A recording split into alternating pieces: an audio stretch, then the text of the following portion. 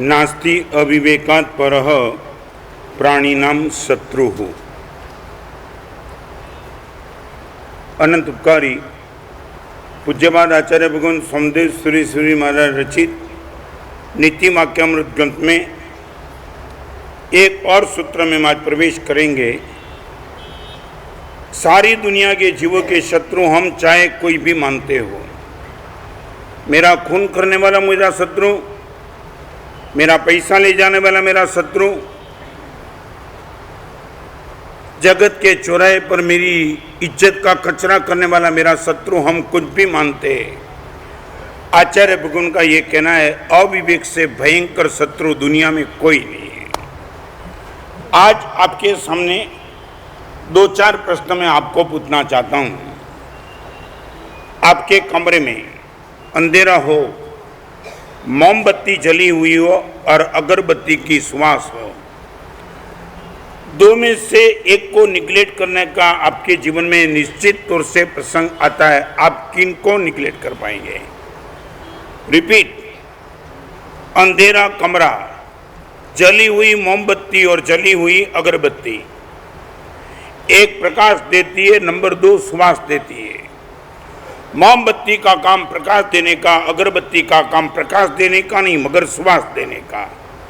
और दो में से एक पर ही आपकी चॉइस रखनी है।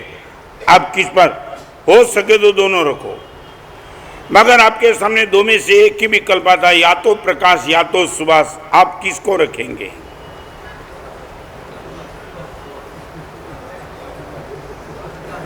इसमें भी डिफरेंस ऑफ ओपिनियन है। ओके, कोई विरोध।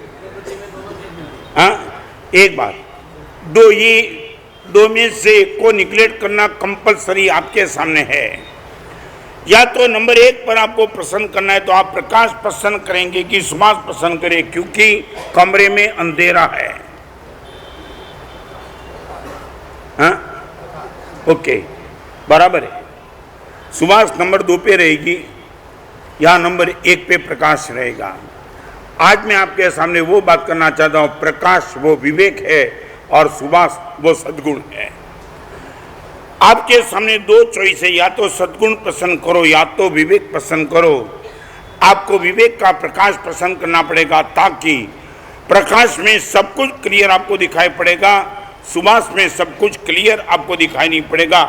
उसी तौर में आज आगे चलना चाहता हूं। विवेक का कार्य क्या? आपसे मैं पूछना चाहता हूं, पढ़े लिखे तुम लोग हो, I would like to ask you, Vivek का काम क्या? विवेक क्या करता है? विवेक शब्द तो आपने बहुत बार सुने। आप मुझे सिर्फ इतना बता, विवेक का कार्य का हम रिजल्ट में क्या पाएंगे? मेरे पास विवेक है तो मैं रिजल्ट में आखिर क्या पाऊंगा? नहीं बोलो, मजा आ जाएगी। हमारी मानसिकता को हम क्लियर करना चाहते कि विवेक करता क्या है। नहीं, आदर प्रेम सम्मान वो कोई विवेक का काम नहीं। आप बोलो, फिर मैं जवाब देता हूं। जवाब तो देता हूं, मगर पहले आपसे पूछना चाहता हूं कि विवेक के नाम से तुमने अभी तक क्या माना है? क्या वो ठीक है, very near to, not 100% right, very near to, मगर एकदम 100% सच्चा नहीं है। नहीं, सामने वाले को सम्मान देने का काम विवेक करेगा। मैं ये नहीं कहना चाहता हूं सम्मान का प्रश्न नहीं आएगा। दो चीज जड़ पड़ी है, कोई जीव भी नहीं है। आपके सामने चॉकलेट पड़ी और आपके सामने बिस्टा कटर पड़ी है, तो ये वहां सम्मान अपमान का प्रश्न नहीं आता है। आपका विवेक क्या करेगा? बोलो। चलो मैं ही बताऊं ना, आखिर तो यहीं आएगा। प्रवचन ऐसी एग्जाम है कि पेपर निकलने वाले टीचर को ही लिखना पड़ता है। कमाल की बात है। विवेक का एक ही काम है, गलत का त्याग कर देना। अच्छे को पकड़ना वो विवेक का काम न भी हो, मगर गलत का त्याग करना वो विवेक का काम। रिपीट, अच्छे और बुरे का पता चल जाएगा, मगर गलत का त्याग करने की। एक बात बताऊं, छोटा बच्चा अपनी विष्ठा में अपनी अंगुली डालता है, यही बच्चा बड़े हो जाते तो कभी कभी मैंने और तुमने कभी मेरे और आपके परिवार से हमने ये नहीं सुना कि इसमें अंगुली मत डालना। जैसे ही जैसे अंदर में विवेक जागृत हो गया, हम अपने आप से गलत से मुक्त हो गए। आज मैं आपको वही कहना चाहता हूं, अच्छा कार्य करावे वो विवेक नहीं है, मगर गलत कार्य से बचने में गारंटी दे वो विवेक है। भगवान की स्तुति आप मंदिर में जाके करेंगे वो विवेक का कार्य नहीं है, मगर जबान से गाली बोलना तुम बंद कर देंगे ये विवेक का कार्य है। वर्तमान तब आंबेल खाता में जाके आंबेल करेंगे विवेक का कार्य नहीं है, मगर रात को 12-1 बजे तक क्लब में घूमने का बंद करा देने का काम विवेक का है। समझे? रिपीट करूं, क्या अच्छा कार्य करावे वो विवेक नहीं है, मगर गलत कार्य करने से आपको रोके वो विवेक है। बराबर है? सच बोलो तो आज आपको एक गंभीर प्रश्न पूछना चाहता हूं, मेरे जीवन की सबसे बड़ी कमजोरी क्या? मैं अच्छा नहीं कर रहा हूं वो कमजोरी, या गलत बात कर रहा हूं वो कमजोरी? एकदम गंभीरता से हम आगे चलेंगे आज के प्रवचन में। मेरे जीवन में सबसे बड़ी कमजोरी क्या? मैं अच्छा कम कर रहा हूं वो कमजोरी, की गलत ज्यादा कर रहा हूं वो कमजोरी?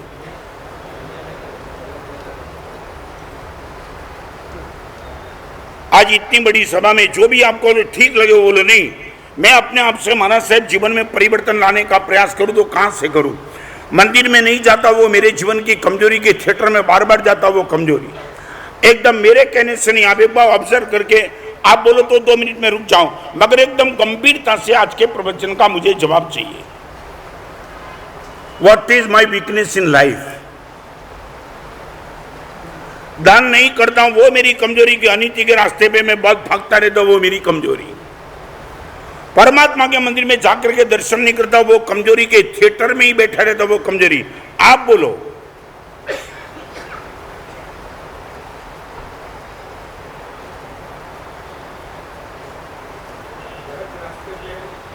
क्या एकदम कंसेप्ट क्लियर? और एक बात बताओ सर, बोलो, घर में मंदिर लाना सरल है कि टीवी निकाल देना सरल है?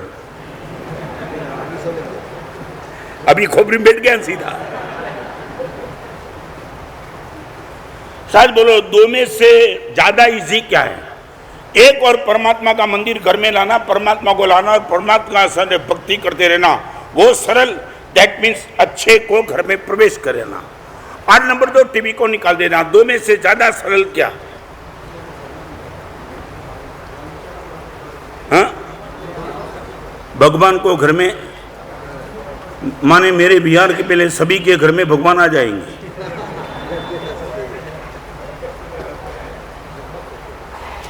अभी मुझे बताओ, एकदम साइकोलॉजिकल आपके सामने बात करना चाहता हूं।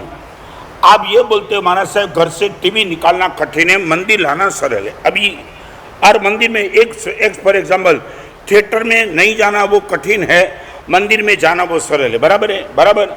एक हम समीकरण लगा दे, फिर आगे चलना चाहता हूं। अच्छा कार्य करने के लिए 5 चीज चाहिए।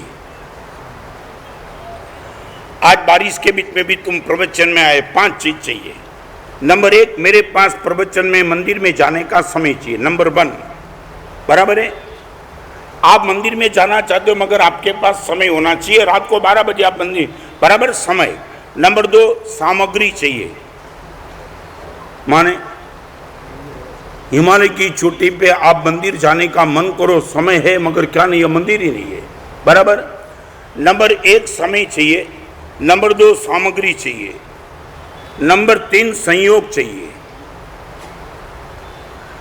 परिवार में किसी की डेथ हो चुकी, आपको अर्जेंट बाहर जाने का हुआ है, संसार में बैठे हो, आपको जाना अति जरूरी है, तो क्या हुआ? समय है, सामग्री है, मगर क्या नहीं है? संयोग। ओके, नंबर 1 समय चाहिए, नंबर 2 सामग्री चाहिए, नंबर 3 संयोग चाहिए, नंबर 4 आपके पास सत्व चाहिए। सत्व, सत्व माने अंदर के एक उत्साह। एट एनी कोस्ट महाराज साहब मंदिर में जाना ही जाना, जाना ही जाना, ये सत्व। और 5वें नंबर में श्रद्धा चाहिए। 5 आप बोलेंगे 5। नंबर 1 फिर से सब, नंबर 1, नंबर 2 सामग्री, नंबर 3, नंबर 4 और नंबर 5। ओके, मंदिर में जाने के लिए समय चाहिए, संयोग चाहिए, सामग्री चाहिए, सत्व चाहिए और श्रद्धा चाहिए। और थिएटर में नहीं जाने के लिए क्या चाहिए? कुछ नहीं, यहां बैठो बस, बात खत्म। तो सच बोलो, 5 चीज जिसमें चाहिए वो मंदिर जाना सरल है, या जिसमें कुछ नहीं चाहिए वो थिएटर छोड़ देना सरल है?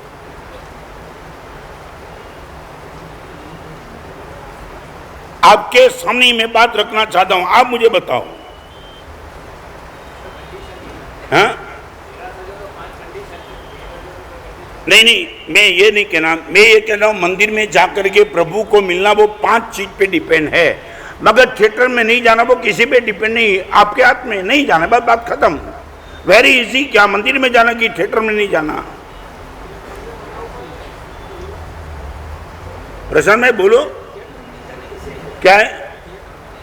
थिएटर में नहीं जाना इसी है ना, तो दे दू जिंदगी भर का नियम।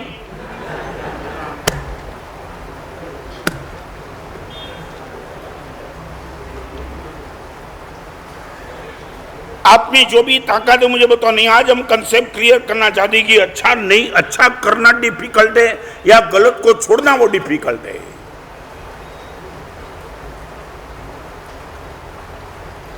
आज समाज यदि बिगड़ा हुआ है, अच्छे की कमी से नहीं बिगड़ा हुआ है, बुरे की ज्यादती से समाज ज्यादा बिगड़ा है। ये कंसेप्ट टोटली मन में क्लियर कर देना, इसलिए आवश्यक निरुक्ति नामने ग्रंथ में हरिभद्र सिंह का ये बयान है। हिता प्रवृत्ति है, अहित प्रवृत्ति गुरु संसार कारण। हे भगवान, मैंने अच्छा कार्य नहीं किया इसलिए मेरा संसार में भटकना शुरू नहीं हुआ है, गलत कार्य मैंने बहुत किए इसलिए मेरा संसार में भटकना शुरू हुआ है। रिपीट, मंदिर में कम गया वो मेरी कमजोरी नहीं थी, स्त्रियों को ज्यादा देखा वो मेरी कमजोरी थी, भगवान तेरी स्तुति नहीं बोला वो मेरी कमजोरी थी, नहीं निंदा और गाली बहुत बोला वो मेरी कमजोरी थी। और विवेक आपको क्या कराएगा? मंदिर में जाने का विवेक शुरू नहीं कराएगा, गाली नहीं बोलने की ताकत आपको विवेक दे देगा। समझ गए मैं जो कहना चाहता हूं? आपके पास विवेक है, इनकी पहचान इससे ही होगी।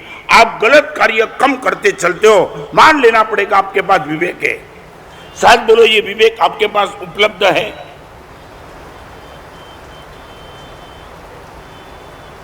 गलत कार्य छोड़ने की ताकत आपके जीवन में बढ़ती जाए, वो विवेक की प्रतिष्ठा का सूचक है।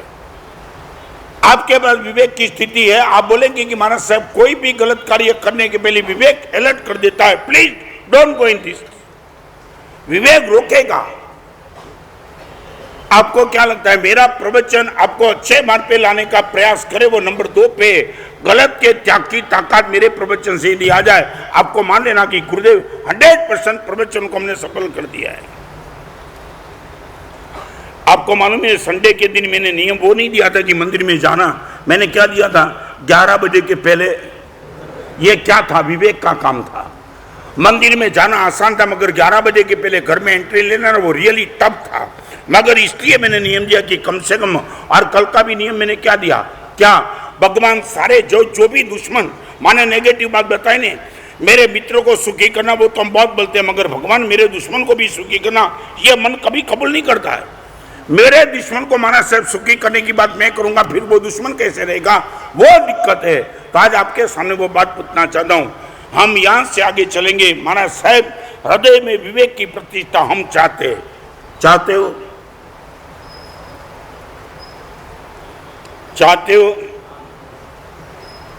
आउटपुट उनको पता है। जैसे ही आपके जीवन में विवेक आ जाएगा, ऐसे ऐसे गलत अपने आप से छूटते चलेगा। आज मुझे नियम देना पड़ता है, गाली मत बोलो। तुम कल बोलेंगे महाराज से जबान से गाली निकलती ही नहीं। नेवर। गलती से भी 20 साल का लड़का अपनी विष्ठा में अंगुली गलती से भी नहीं डालेगा। आप इनको पूछो, महाराज साहब प्रश्न ही नहीं आता है। Maharaj Sahab I am 20 adult and mature, Maharaj Sahab इसमें मैं हाथ डालूंगा क्या? आज आपको एक प्रश्न पूछना चाहता हूं, सच बोलो, गलत को छोड़ना पड़ता है कि गलत छूट जाता है?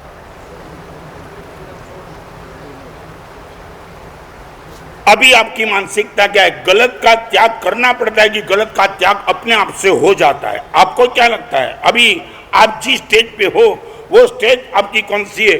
गलत को छोड़ना पड़ता है और गलत छूट जाता है, दो में बहुत बड़ा फर्क है। छोड़ना पड़ता है दैट मीन्स यू स्ट्रेस, और छूट जाता है हल्कापन महसूस करते हो। ये बहनों को पूछो, घर में से कचरा ऊपर से नीचे डालती है ना, कभी कभी।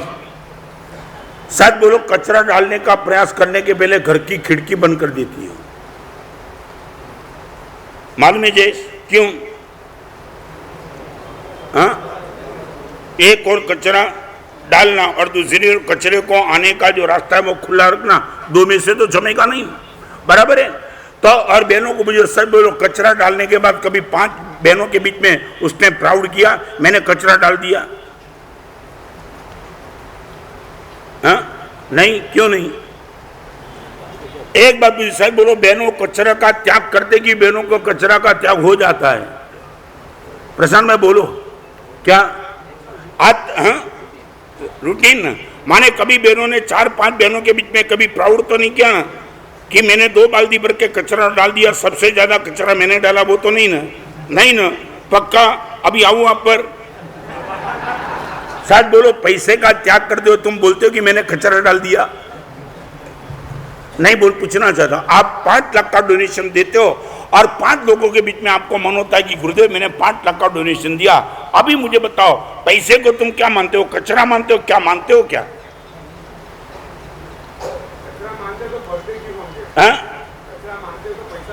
ओके, तो कचरा नहीं मानते हो तो छोड़ते क्यों? वो जवाब दे। तेरा ये प्रश्न है कि कचरा मानते हो तो हम भरते क्यों? तो मैं ये पूछना चाहता हूं, कचरा नहीं मानते तो छोड़ता क्यों है? क्या है? क्या है? सदुपयोग करना, ओके।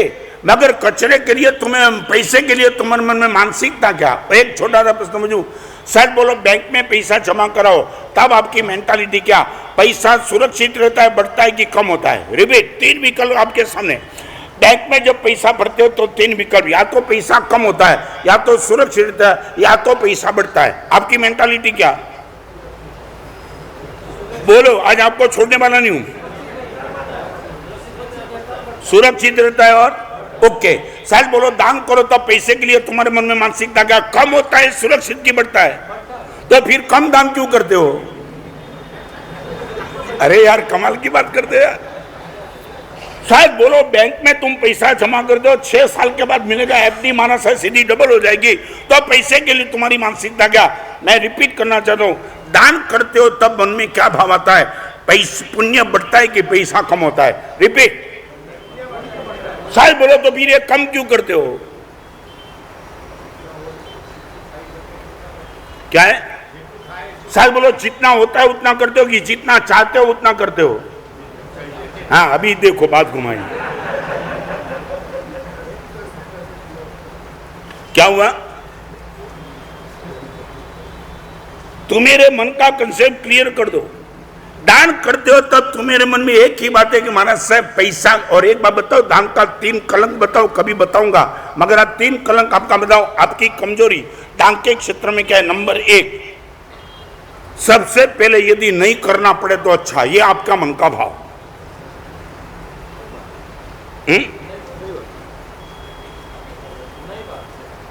क्या है? ओके, चलो पहले मैं कैंसल। नंबर 2, चलो आगे, आपको जान सुन के मुझे आनंद आएगी, इतने प्रवचन में अभी माना साहब हमारी मानसिकता बनी, दान करने में नहीं करना पड़े तो अच्छा, ये हमारी कमजोरी नहीं है। ओके, जितना कम हो सके इतना अच्छा, माने जितना ज्यादा हो सकता है उतना ही करते हो। यथाशक्ति की यथा रुचि नहीं, मन के साथ बदमाशी मत करना। आपकी एक बात बताऊं, आपकी शक्ति 90% दान की है। नहीं, मिनिमम, मैक्सिमम में पूछना चाहता हूं, मिनिमम तो आपकी औकात को देख के बताया।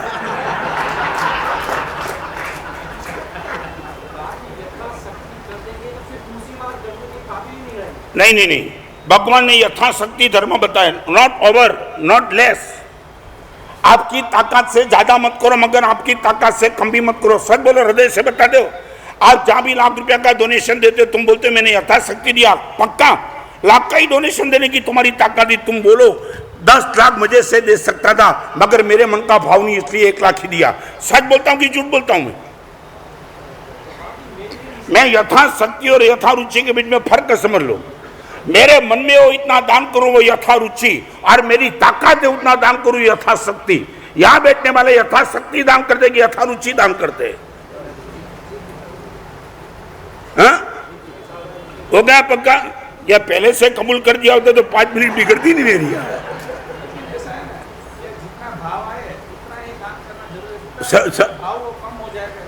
नहीं नहीं नहीं, क्यों? क्या जितना भाव आए माने क्या सच बोलो, बिजनेस में जोखिम उठाते हो? आप एक काम करो हमारे साथ, जितनी मेरी ताकत होगी उतना का बिजनेस करूंगा, जोखिम उठा के बिजनेस नहीं करूंगा, पक्का? ये आज छोड़ूंगा नहीं तुम्हें, पक्का।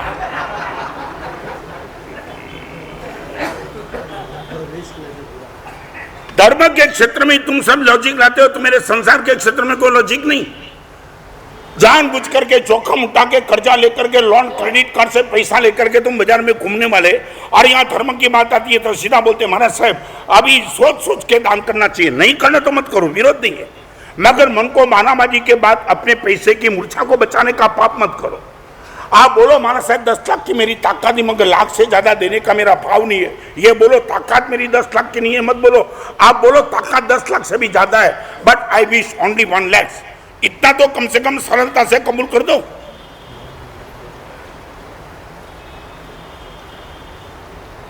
हाँ पक्का? और साहब बोलो प्रशांत भाई आपको जिसका जहां पेमेंट लेना है वो बोले कि मैं करोड़ का आपका पेमेंट दे तो सकता हूं, मगर मेरा भाव सिर्फ 10 लाख देने का है, फिर क्या?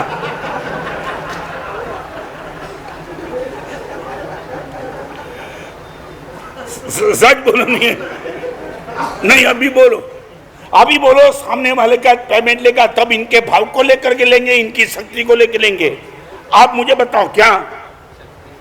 नहीं बोलो, आपको वो बोलेंगे मेरी शक्ति 2 करोड़ का तुम्हारा पेमेंट देने की है, मगर मेरे मन का भाव सिर्फ 10 लाख देने का है। आप क्या बोलेंगे, क्या मुझे बताओ ना। नहीं नहीं, ये पहले ये बताओ क्या है? किसने बोला? यथाशक्ति शब्द सुना है कि नहीं? पेमेंट लेने में सामने वाला बोलता है कि 10 लाख का ही मेरा भाव है, तुम बोलते तेरी औकात करोड़ की है, मैं हिला दूंगा तुझे और करोड़ लेके छोड़ूंगा, बोलते हो कि नहीं? और यहाँ कोई साधु तुम्हें बोला, आप बोलते हो महाराज साहब लाख ही देना है, मैं बोलता हूँ कि तुम्हारी गाड़ी, तुम्हारे बंगले, तुम्हारा नाम मैंने सुना है और 1 करोड़ का डोनेशन देने की तुम्हारी ताकत है, 1 करोड़ के बिना मैं आपको छोड़ूंगा नहीं, आप मुझे छोड़ देंगे?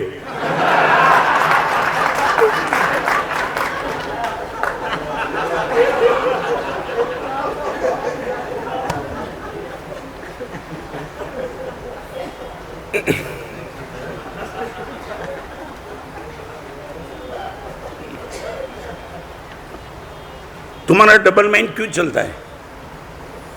पेमेंट लेना है वहां तुम भाव नहीं देखते हो, वहां शक्ति देखते हो, और दान करने के वक्त तुम शक्ति नहीं देते हो, अपना भाव देते हो। इतनी बदमाशी धर्म के साथ क्यों?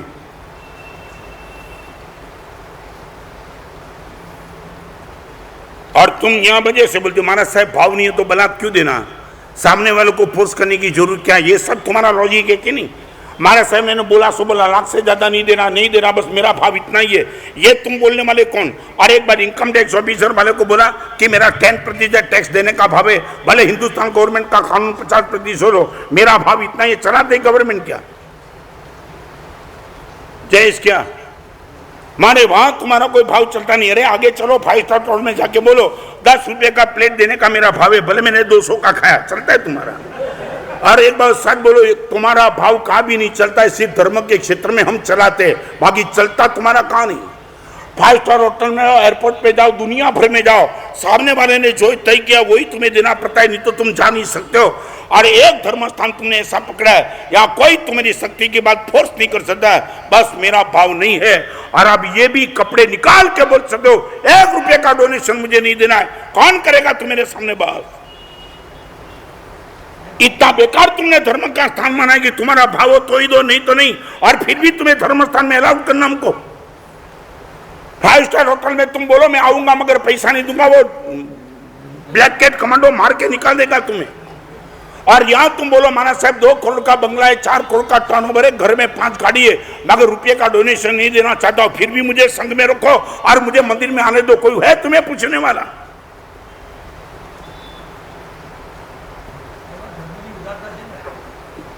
उदारता नहीं, इन लोगों की बेवकूफी है। उदारता क्या? नहीं, तुम अपने आप से कभी सोचो नहीं, मैं सिंसियरली, मुझे पैसा नहीं चाहिए, मगर तुम अपने हाथ से चीटिंग करते हो खुद के साथ। सारी दुनिया में बस में बैठो, रिक्शा में बैठो, ट्रेन में बैठो, सब्जी वाले के पास जाओ, वहां कोई तुम्हारा भाव नहीं चलता है, वो जो मांगता है वो तुम्हें देना पड़ता है, और यहां तुम्हारे भाव को लेकर के चलाना पड़ता है। No one can ask you. मैं जो बोलता हूं सही है कि गलत है? शायद बोले व्यवस्था क्यों चलानी पड़ती हमको, यह व्यवस्था का स्वीकार हमें क्यों करना पड़ता है, मजबूरी से कि मर्दानगी से? हम भी तो क्या करें, वी आर हेल्पलेस।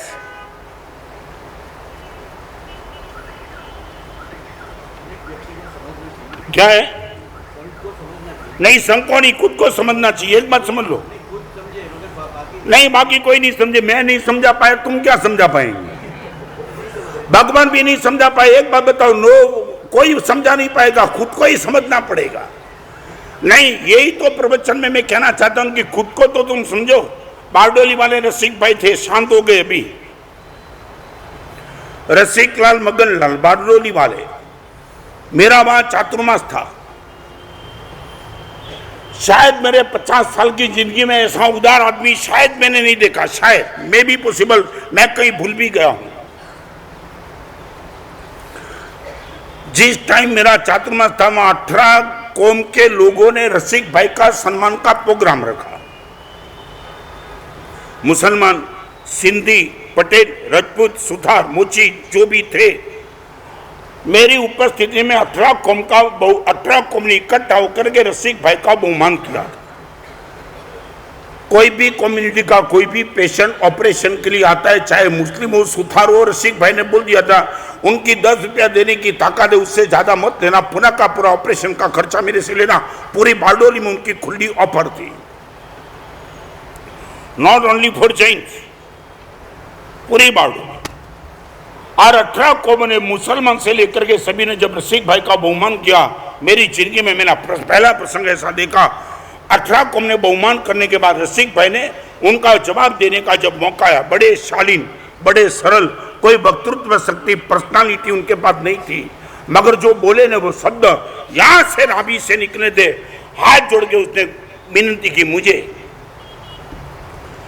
आज 18 कौम ने मेरा बहुमान किया है मेरे डोनेशन को देख करके, मगर जीवन में पहली बार ये बहुमान का प्रसंग आया तो पहली बार गुरुदेव के सामने में पूरे बारडोली की जनता के समक्ष अपनी बात खुली करना चाहता हूं। मैंने डोनेशन जो दिया है उनको लेकर के तुमने बहुमान किया है, मगर मैं आज इतना ही कहूंगा, मेरी डोनेशन देने की जितनी क्षमता है उससे सिर्फ 10% डोनेशन दिया है। गुरुदेव से मैं आशीर्वाद मांगता हूं, मेरी शक्ति इससे भी ज्यादा डोनेशन की है, वो ताकत मुझे दे दो, डोनेशन बाद में करना। कोई बोला, ये संघ के बीच में खड़ा होकर के कोई बोल सकता है कि करोड़ की डोनेशन की ताकत ही 5 लाख दे करके मैंने 95 लाख बचाए? ये हिम्मत है बोलने की?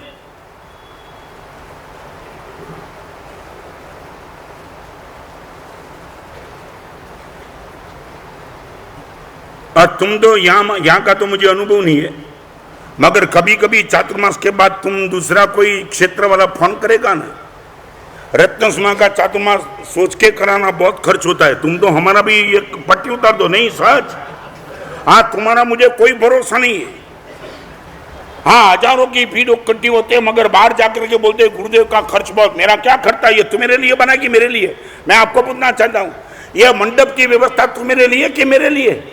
मैं तो उपासन में भी प्रवचन कर सकता था, तुम बोलो गुरुदेव 4 महीना शांत बैठो, मुझे प्रवचन का शौक नहीं है, मगर बड़ौदा की जनता को आने की सुविधा रहे इसलिए तुमने बड़ी व्यवस्था बनाई। ये खर्च तुम मेरे नाम से निकालेंगे? बाहर से आने वाले मेहमान की तुम भक्ति करते हो, मेरी कोचरी की भक्ति है कि मेहमानों की भक्ति है? ये खर्च किसके नाम से जाएगा? इमाम भाई बोलो, प्रशांत भाई क्या? हाँ, पहले ये बोलो, चातुर्मास के बाद ये खर्च किसके नाम से बोलेंगे? गुरुदेव आए और इतने रुपए का खर्च बोलो, मैं आज क्लियर कर दूं। क्या है? हाँ? क्या है? माने भले बोले नहीं, मगर तुम्हारी मन में तो यही बात है। हाँ, सारा का खर्च तुम्हारे लिए खर्च हो, डालते हो हमेरे खाते में, कोई और क्या वापिस लेना है मुझे? और एक बात, मेरा चातुर्मास भी सफल कब मालूम है? जाने के बाद बोलेंगे गुरुदेव आए और 3 करोड़ की बोली लगी, सबसे स्ट्रॉन्ग चातुर्मास। तुम्हें तो पैसे से ही संबंध है ना, ज्यादा बोली हुई तो चातुर्मास सफल, और गत चातुर्मास से ही चातुर्मास में इनकम तुम्हारी कम हुई तो गुरुदेव के चौमास में कुछ हुआ नहीं, यही तुम बोलने वाले हो ना। कितने लोगों का हृदय परिवर्तन, जीवन परिवर्तन, वैचारिक परिवर्तन, वो तो तुम्हारी दृष्टि में आता नहीं, सिर्फ पैसा ही पैसा। यह तुम्हारी मानसिकता मेरे साधु को चातुर्मास के लेकर के बनी, और गुरुदेव को चातुर्मास सोच के लाना बहुत खर्च होता है, मेरे लिए कि तू मेरे लिए।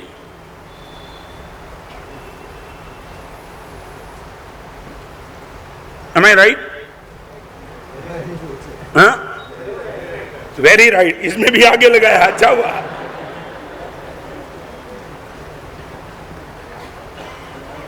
नहीं नहीं, यही व्यवस्था होती है, यही।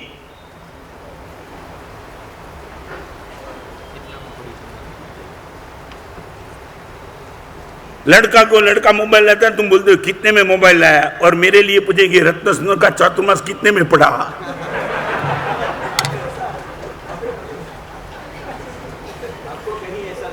क्या है? अरे लगा है, इतने साल का अनुभव बोल रहा हूं। ये संग में तो जाने के बाद सोचूंगा ना, अभी क्या पहले पक्का कर दिया। अरे मैं नहीं, लगा नहीं, लग सकता है। अभी तो 15 दिन चातुर्मास के लग सकता है, मैं पहले से साबित कर देता हूं, एंट्री निकाल देना। आपके बेटे को मैं बताऊं, भावनगर का मेरा चातुर्मास था। एक बाप अपने लड़के को लेके आया, महाराज साहब ये बदमाश लड़का, देखो बाप का मेरे लड़के की पहचान। मैंने बोला क्या हुआ? लड़का दूर बैठा था। महाराज साहब आपकी 5 शिविर शुरू होने वाली है। मैंने लड़के को बोला गुरुदेव बहुत टॉप है, एक बार तो शिविर में जा ही जा। और महाराज साहब ये बात मैं करता हूं 27 साल पहले की। महाराज साहब मेरे लड़के ने बोला है कि पापा कोई गुरुदेव में मुझे शिविर में 1% इंटरेस्ट नहीं है। आप बोलते हो मैं जाने के लिए तैयार, आपके कहने से रहूंगा, मगर एक मेरी कंडीशन, हर सैटरडे को मेरे मित्र के साथ क्लब में साथ जाकर के जुगाड़ खेलता हूं। आप हर सैटरडे का 11,000 देते हो तो शिविर में जाता हूं। 11,000 सैटरडे के जुगाड़ में और रविवार की शिविर।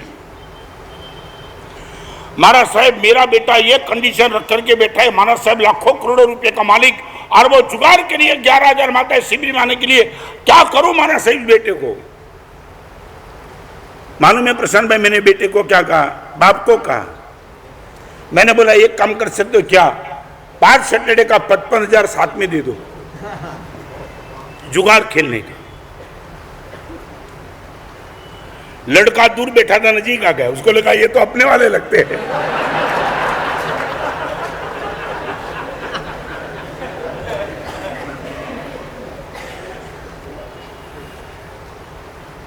बाप भी हैरान, ज्यादा हैरान बाप था। महाराज साहब एक सैटरडे का 11,000 देने में रोकता हुआ 5 का एडवांस। मैं बोला दे दो। बाप बड़ा शालीन था, घर पे जाकर के बेटे को सीधा 55,000 दे दिया, बेटा अभी शिविर का फॉर्म पक्का कर लेना। पापा निश्चित। पर्वादी रात परीक्षण के बाद पहली शिविर में लड़का आया और पहला ही प्रवचन उसने सुना, पहला ही प्रवचन। 27 साल पहले की मेरी उम्र, वो युवानी, बोलने की एक ताकत, और जम के पहली शिविर में सिर्फ इनका ही प्रवचन था व्यसन पर। और आप विश्वास नहीं कर पाएंगे, पहली शिविर के आधे प्रवचन में वो लड़का हजारों लड़कों के बीच में खड़ा हो गया। महाराज साहब जिंदगी भर के लिए क्लब में जाकर के जुआ खेलना, घर पे जुआ खेलना, मित्र के साथ खेलना, जिंदगी भर के लिए बंद देने का आप नियम दे दो।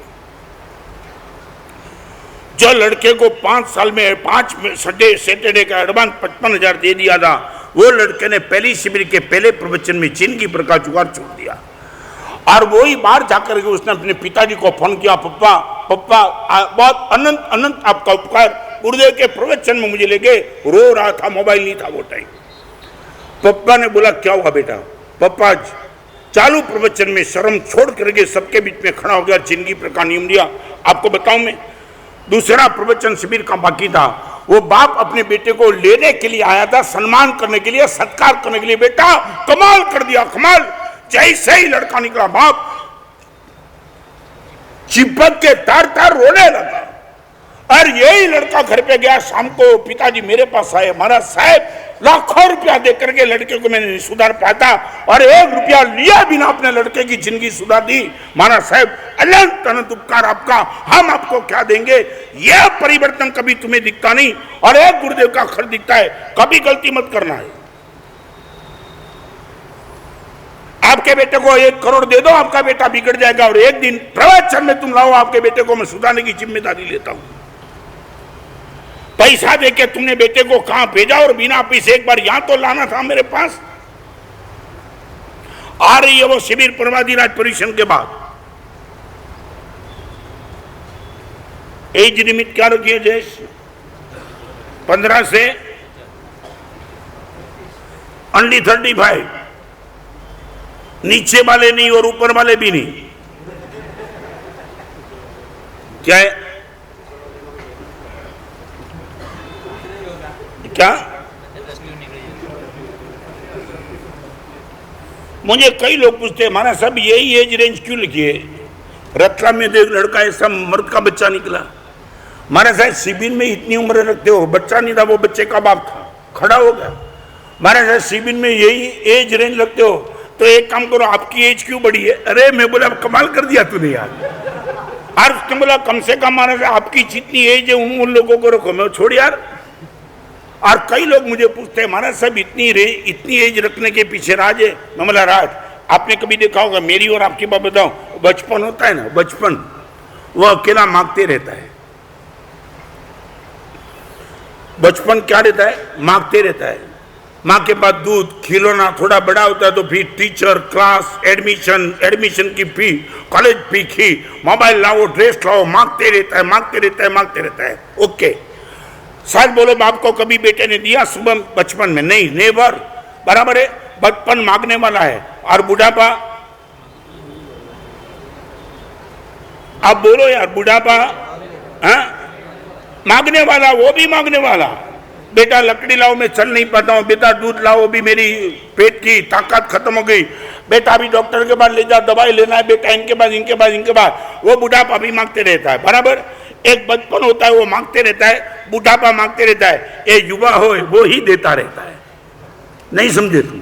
वो ही देता है। और मेरे शिविर में इस रेंज इसलिए लिखी है कि मांगने वाले को छोड़ो, अभी देने वाले को पकड़ो। क्या है? 36 वाला करीबन अभी तो तुम्हें मालूम नहीं, बुढ़ापे की कोई व्यवस्था ही नहीं है। 40 साल के बुढ़े मैंने देखे। हाँ, स्लिप डिस्क की तकलीफ है। ये जो जाते हैं ना जॉब करने के लिए मल्टीनेशनल कंपनी में, 24 घंटा वो कंप्यूटर के सामने बैठ करके उनकी तो सब पूरी की पूरी ताकत खत्म। सच बोलो, यहाँ बताऊं, यहाँ जो भी भाई बहन बैठे उसको बताऊं, एक समय में 12 रोटी खाने वाला कोई मर्द का बच्चा हो तो खड़ा हो जाओ।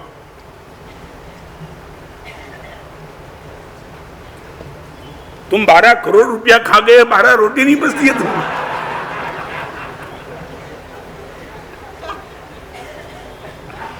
सच बोलो, इतने रुपये तुम हजम कर सकते हो, 12 रोटी नहीं बचा सकते हो?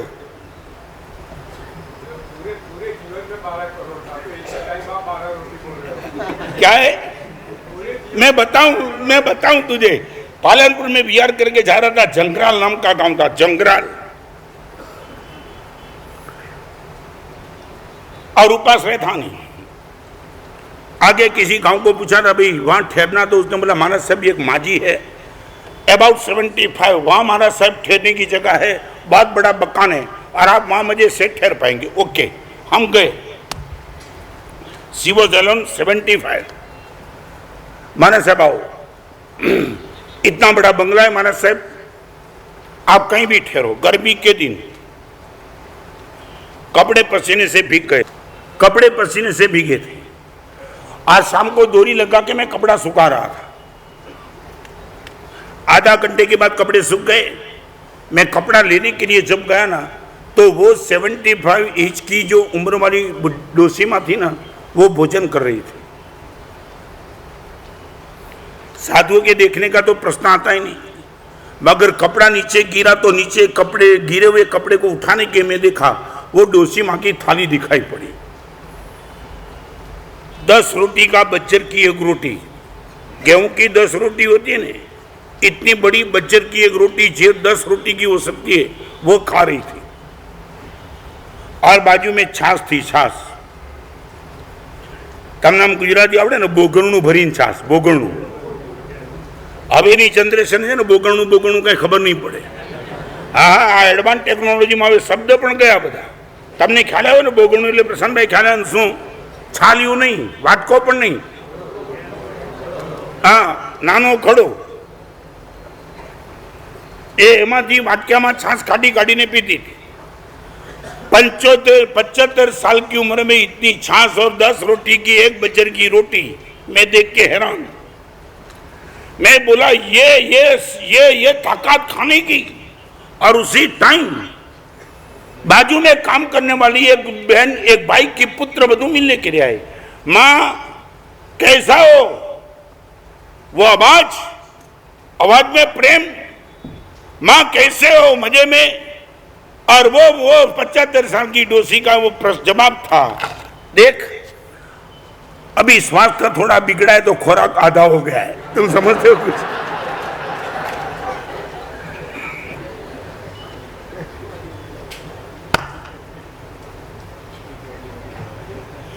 पचहत्तर साल की उम्र में शाम के समय में 12 रोटी खाने वाली है, और तुम्हारे पास क्या भोजन क्या है? सच बताऊं क्या? एक बताऊं, तुम्हारे पास त्याग का पुरुषार्थ भी नहीं और भोग का पुण्य भी तो नहीं है। त्याग का पुरुषार्थ भी नहीं है, तुम्हारे पास भोग का पुण्य भी नहीं, तुम्हारे पास ये खाने की भी ताकत कहाँ है? और ये कमजोरी को लेकर के बेटा, इसलिए मैं कहना चाहता हूं, एक काम करो, विवेक को हाजिर रखो।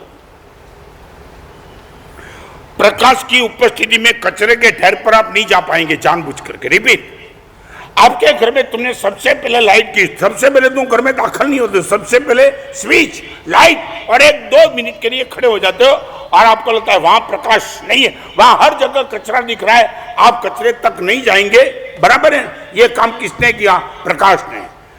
प्रकाश ने आपको दिखा दिया कि वहां कचरा है, वहां जाने की हिम्मत मत करना। विवेक आपको दिखाई पड़ेगा, ये सोचने की, करने की और बोलने की हिम्मत कभी भी मत करना।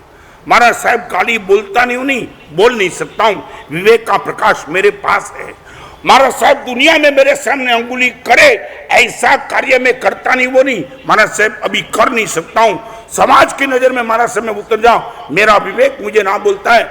गलत सोच महाराज साहब 100% मन में ला नहीं सकता, क्योंकि मेरा विवेक मुझे रोकता है। ये सोच तुझे करनी नहीं पड़े। सच बताऊं, मैं प्रवचन को वहां तक ले जाना चाहता हूं। आज तुम गलत छोड़ते हो, कल गलत अपने आप से छूट जाए, वो पोजीशन तक तुम्हें मैं ले जाना चाहता हूं। आज छोड़ते हो मेरे कहने से। आपको अभी तक बुरा नहीं लगा, ठीक है, गुरुदेव बोलते हैं, गुरुदेव दक्षिणा मांगते तो दे दो। कल आपको लगना चाहिए महाराज साहब अभी महाराज साहब ब्लू फिल्म का त्याग का नियम लेने की जरूरत नहीं। महाराज साहब वो दृश्य देख ही नहीं पाता हूं। ओके, और कल मैंने जो बात बताई, थोड़ा सा रास्ता दिखा दूं। मेरे मन में यदि गलत सोच आती है तो उनको डाइवर्ट करने के लिए मैं क्या करना चाहता हूं, आपको एक छोटा सा साइकोलॉजिकल बताऊं। आपने पानी को देखा होगा, पानी बहता है ना घर में, आप पानी की दिशा को डाइवर्ट करना चाहते हो तो क्या करते हो मालूम है? एक सिर्फ अंगुली ऐसा, बराबर है? क्या करता है? पूरे पानी को बदलना नहीं पड़ता है, एक अंगुली को डाइवर्ट कर दो और सीधा का सीधा पानी वो दिशा को छोड़ के आप जहां डाइवर्जन लेंगे वहां अपने आप से पानी बहते रहेगा। ओके, हम कैसे बचते हैं उनकी बात में करना चाहता हूं। मन में कोई भी गलत सोच मेरे मन में भी आ सकती है, मैं कोई भगवान नहीं बन चुका हूं, मैं साधक हूं, मगर मैं अपने आप को गलत सोचे कैसे बचा लेता हूं, डाइवर्ट कर देता हूं दूसरे सब्जेक्ट में। एक्स फॉर एग्जाम्पल,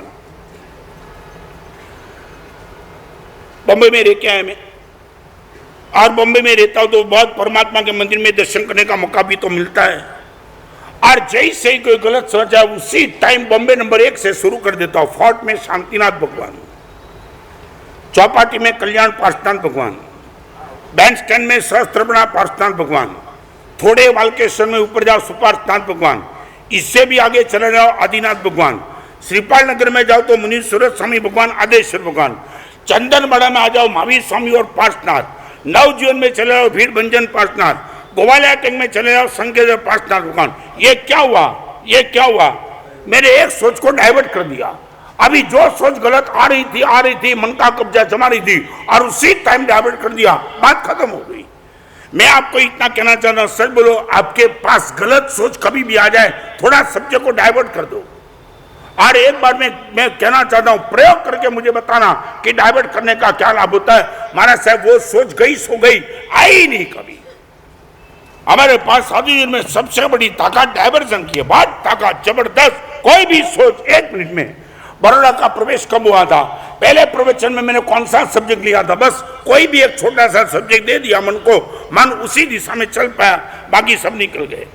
देंगे शायद बोलो, डाइवर्जन के लिए आपके पास मसाला है, खुराक है कि कुछ है ही नहीं। हाँ, ये भी तो होना चाहिए ना। नहीं तो डाइवर्जन देंगे, किन किन का पेमेंट बाकी है, कौन बदमाश नहीं देता है, वो मत डाइवर्ट करना।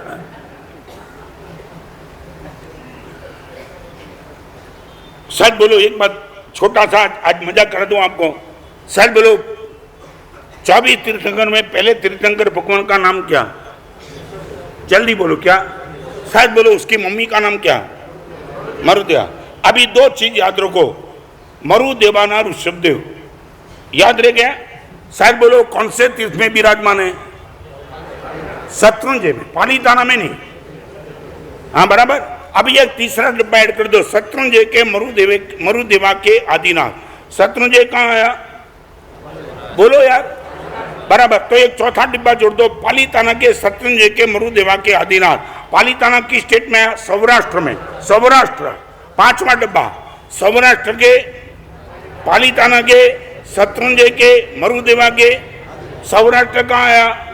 गुजरात में। 6ठा डिब्बा बोलो यार, गुजरात के, सौराष्ट्र के, पालीताना के, शत्रुंजय के, और गुजरात कहाँ आया? भारत में। 7वां डिब्बा। चलो आगे, नहीं बोलो, भारत के, गुजरात के, शहर के, पालीताना के, शत्रुंजय के, भारत कहाँ आया? एशिया में। 8वां डिब्बा, एशिया के, बोलो यार,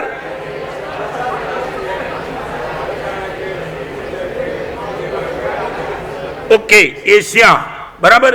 एशिया ऐसे जैन दर्शन के हिसाब से दक्षिणार्ध भारत में है, आधा भरत क्षेत्र, आधा दक्षिणार्ध भारत के, एशिया के, भारत के, गुजरात के, सौराष्ट्र के, पालीताना के, शत्रुंजय के, और दक्षिणार्ध भारत जम्बूद्वीप में आया।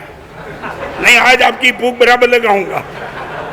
बोलो बोलो, अरे दुनिया भर का पेमेंट याद रखा, ये भी तो याद रखो। बोलो, जम्बूद्वीप के, दक्षिणार्ध भारत के, एशिया के, भारत के, गुजरात के, पालीताना के, शत्रुंजय के, मरुदेवा, और जम्बूद्वीप आया तिरछालोक में है। तिरछालोक ऐसा, न डेप्थ न ऊपर, तिरछालोक। तिरछालोक शब्द है। तिरछालोक के, जम्बूद्वीप के, दक्षिणार्ध भारत के, एशिया के, भारत के, गुजरात के, सौराष्ट्र के, और लास्ट तिरछा आया 14 राजलोक में। 14 राजलोक, लास्ट 14 राजलोक के, तिरछालोक के, जम्बूद्वीप के,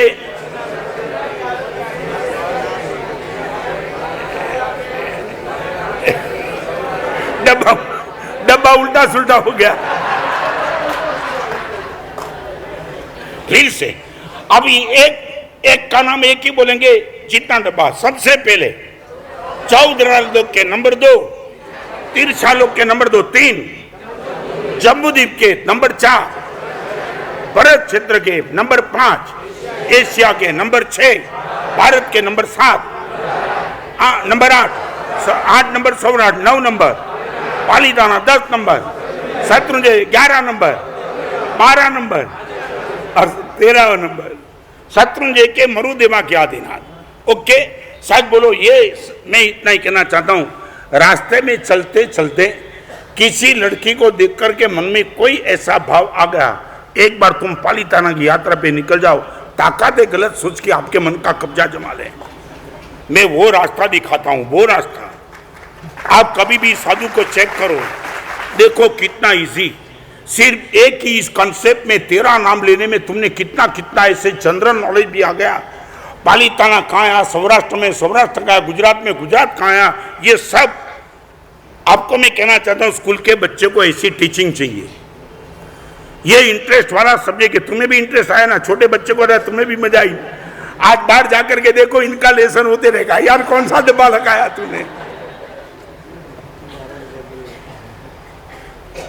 क्या भगवान ने रास्ता बताया, तुम सोच नहीं पाएंगे ऐसा मेरे पास रास्ता है, तुम गलत सोच नहीं सकते हो। आया सीधा डाइवर्ट कर दो अच्छे कार्य में और बात खत्म कर दो। जिस दिन आपके पास ये ताकत आ जाएगी, मैं निश्चित तौर से कहूंगा, कल का दिन एक दिन का नियम था, कौन सा?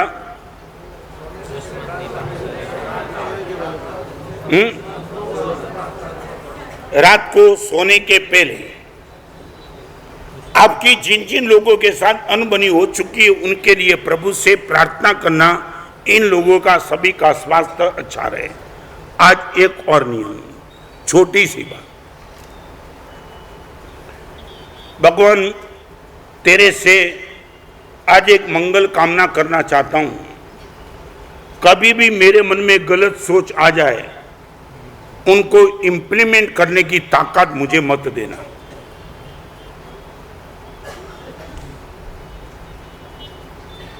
गलत सोच आ जाएगी, भगवान मैं अपनी सोच पे कंट्रोल नहीं कर पाता हूं, मगर एक कृपा मेरे पर बरसा देना। समाज के विरुद्ध मेरा कॉन्शियस ना बोलता ऐसी भी सोच मेरे दिमाग में कभी भी चलेगी, मुझे उनको इंप्लीमेंट करने की किसी भी तरह की शक्ति भगवान मुझे मत देना। बराबर, ये शक्ति भगवान नहीं देगा तो ही मैं पाप करने से बचूंगा, बाकी तो मैं पाप करके ही रहूंगा। अपने आप से नहीं बच पाऊंगा, तू ही मेरी शक्ति को खींच लेना पाप करने की, ताकि मैं पाप कर नहीं सकूं। बराबर है, बराबर। आज का नियम इतना बैठेगा, एक दिन के लिए ओनली फॉर वन। आज के दिन के लिए भगवान मेरे मन में कोई भी गलत सोच आई, इनको इंप्लीमेंट करने के लिए मैं तैयार हो जाऊं, मेरी शक्ति से मुझे वंचित कर देना। बस इतनी प्रार्थना आज हम भगवान से करेंगे। रेडी? सभी का हाथ ऊपर। बहुत अच्छा, एकदम। धारणा विग्रह बचकाई, धारणा विग्रह बचकाई, अनंत नामगणम सहसागरणम महत्रागरणम स्व समय वित्यागरण वो श्री। अनेक महत्वनी बात આપણે ત્યાં શાંતિ સુરીશ્વરજી મહારાજ થઈ ગયા, જેમને મારા ને તમારા જીવનમાં ખરેખર ધર્મ આવ્યો છે કે નહીં, આવવાની તૈયારી છે કે નહીં, એને માટે 21 ગુણની ભૂમિકા લખી છે। અદ્ભુત। મને તાવ છે કે નહીં એ થર્મોમીટર મૂકીશ તો જ મને ખબર પડશે કે હું નોર્મલ છું કે કઈ 1 ડિગ્રી 2 ડિગ્રી છે। આટલા પ્રવચન ધર્મ સાંભળું છું, ધર્મ કરું છું, ખરેખર મારામાં ધર્મ છે કે નહીં, આવ્યો છે કે નહીં, આવવાની તૈયારી છે કે નહીં, એની મને ખબર પડી હોય તો કઈ રીતે પડે એનું થર્મોમીટર આચાર્ય ભગવાન શાંતિચંદ્રસુમાજે મૂક્યું છે। એની ઉપર 2000 પાના મેં લગભગ 2200 પાના મેં પોતે ગુરુદેવની કૃપાથી લખ્યા છે, જેનું નામ છે હું મારી જ શોધમાં। भगवान पैसे लेने के लिए बहुत गया, मैं खुद को ढूंढने के लिए निकलने जा रहा हूं, मारी शोध में छू भगवान के हूँ खोवाई गयो छू, मने मળી जाओ। अब आ 2200 पाना 7 भाग हूँ मारी शोध में।